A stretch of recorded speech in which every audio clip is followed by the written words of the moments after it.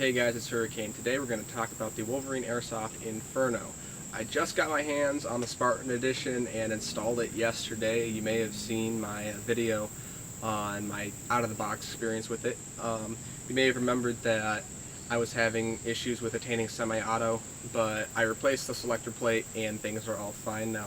I have it in my old G&G combat machine M4 body. This was a Airsoft GI G4.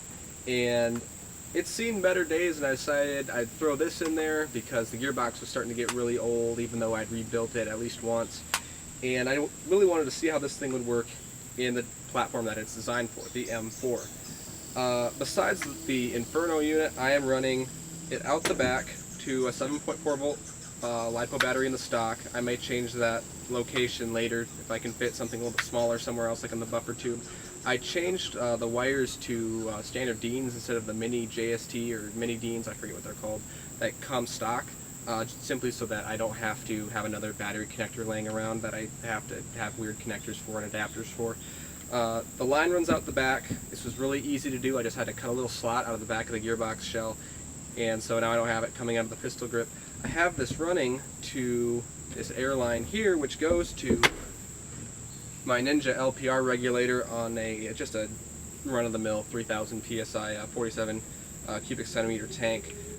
One thing that is worth noting is that this little male hose end, the attachment that fits in the line itself comes with, but the little male attachment that threads onto that did not come with, so I'm glad I bought that separate. I'm very impressed with the price point at $285.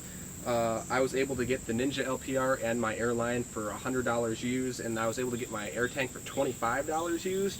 So in the end, I didn't have to spend a whole lot of money compared to a lot of other setups to get into HPA. This is my first HPA gun, and I'm pretty impressed.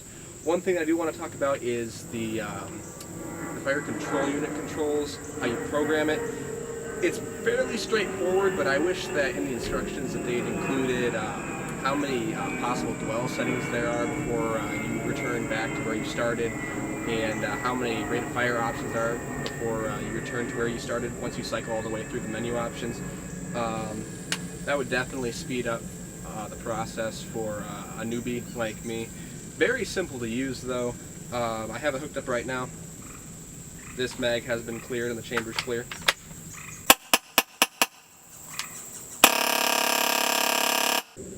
So far, solid unit, decent performance. My FPS consistency isn't the best right now, but that's because of the hop-up setup that I had sitting around that I threw in this gun. Even with that, I'd say it's working pretty well so far with my experience, but I would definitely recommend it.